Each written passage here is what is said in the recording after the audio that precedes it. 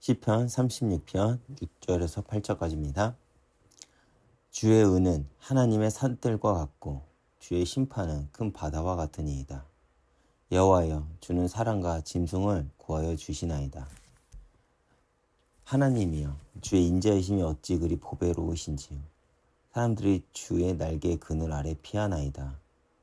그들이 주의 집에 있는 살진 것으로 풍족할 것이라. 주께서 주의 복락에 강물을 마시게 하시리이다. 오늘날 우리는 다양한 세계관이 경쟁하는 시대에 살고 있습니다.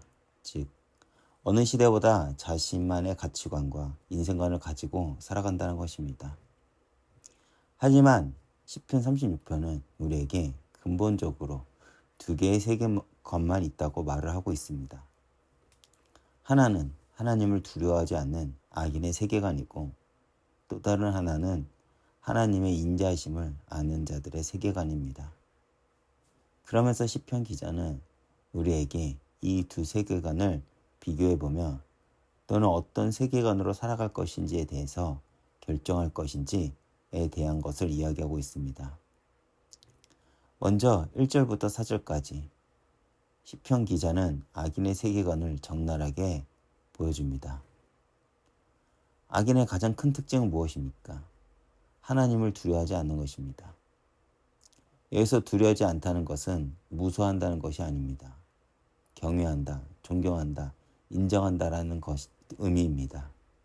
즉, 악인은 하나님을 하나님으로 인정하지 않는 이들입니다. 그러면서 시편 기자는 2절에 그가 스스로 자랑하기를 자기의 죄악이 드러나지 아니하고 미워함을 받지도 아니하리라 함이로다 라고 합니다. 즉, 악인은 자기 기만에 빠져 있어 자신의 죄가 드러나지 않을 것이라 생각하며 자신이 지은 죄에 대해서 아무런 대가를 치르지 않을 것이라고 착각한다는 것입니다. 그런데 이 시편의 내용은 당시뿐만 아니라 오늘날 현대를 살아가는 우리들의 실존을 이야기하는 것만 같습니다. 오늘날 많은 이들이 가지고 있는 가치관은 무엇입니까? 하나님이 없으니까 내 마음대로 살아도 괜찮아. 누가 보지 않으니까 상관없어. 결국 아무도 모르잖아. 우리는 이렇게 생각을 합니다. 그러면서 시편 기자는 3절을 통해 더욱 심각한 악인의 모습을 폭로합니다. 그것이 무엇입니까? 악인은 거짓말과 속임수로 살아간다는 것입니다. 그뿐만 아니라 지혜와 선행을 그쳤다는 것입니다. 이것은 무엇을 의미합니까? 처음부터 악했던 것이 아니라 어느 순간 선을 포기했다는 것입니다. 그렇게 침상에서조차 악을 계획한다는 것입니다. 악인은 의도적으로 악한 길을 선택한 것이고 악을 거절하지 않습니다. 이것이 하나님 없는 자의 삶의 끝입니다. 그런데 우리는 이런 모습이 나는 아닐 것이라 생각합니다. 그러나 죄는 무엇일까요? 그의 삶의 방향이 하나님을 향하지 않는 모든 것들입니다. 그렇게 하나님을 의식하지 않을 때, 아무도 보지 않는다고 생각할 때 우리도 이런 시편 기자의 말처럼 살아갈 수 있다는 것을 잊어서는 안 될 것입니다. 그런데 5절부터 분위기가 완전히 바뀌면서 다윗은 악인의 비참한 모습과 대조하여 하나님의 놀라운 성품을 노래하기 시작합니다. 하나님의 인자심이 얼마나 클까요? 시편 기자는 하늘만큼 높고 넓다고 말을 합니다. 그렇다면 하나님의 진실하심이 얼마나 확실할까요? 그의 진실하심은 공중에 가득 차 있습니다. 그러면서 하나님의 의로우심은 산처럼 견고하여 흔들지 않는다고 노래합니다. 하나님의 심판은 바다처럼 깊고 넓어서 아무도 피할 수 없다고 경고를 또한 합니다.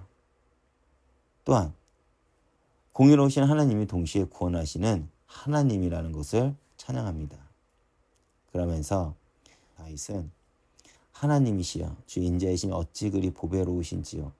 사람들이 주의 날개 그늘 아래 피하나이다 라고 하며 하나님의 사랑이 얼마나 크고 소중한지에 대해서 감탄을 합니다.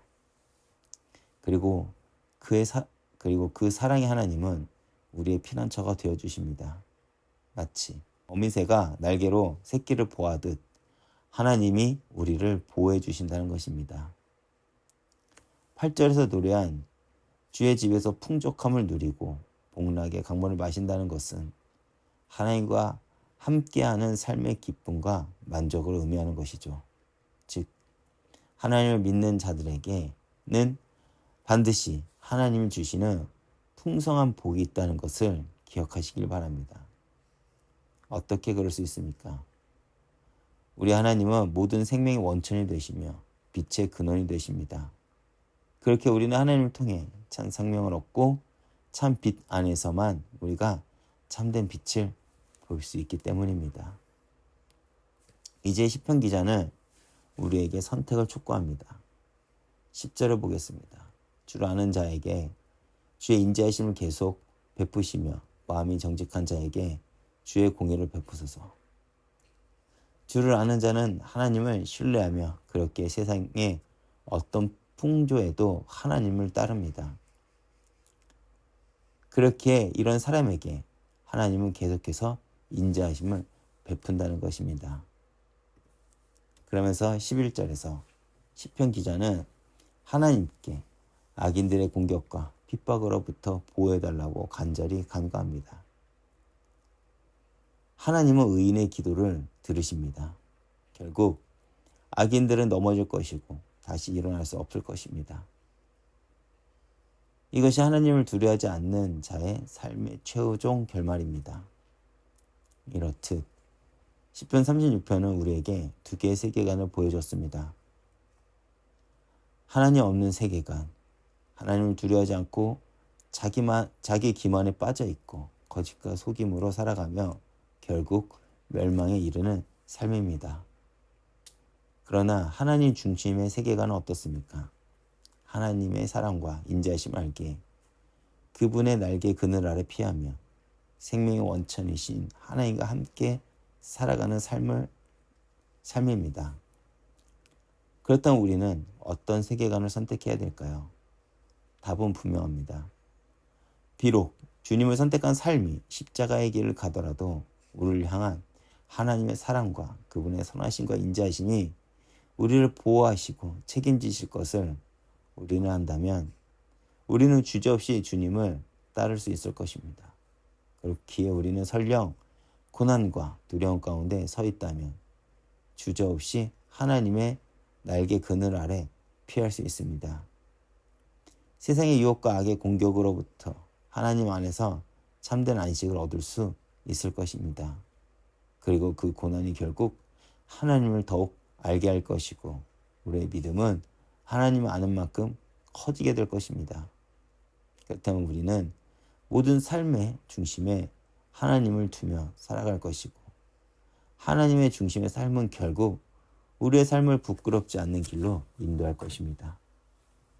혹시 여전히 하나님을 의식하지 않고 있는 삶을 살고 계신 분이 있다면 다시 돌이켜 오늘 하나님의 인자하심 앞에 나오시길 바랍니다. 하나님은 우리의 피난처가 되어주시고 복락의 강물을 마시게 해주실 것입니다. 오늘도 하나님 앞에 나와 하나님이 주시는 참 은혜와 안식을 얻는 하루가 되길 바라겠습니다. 아멘. 기도하겠습니다.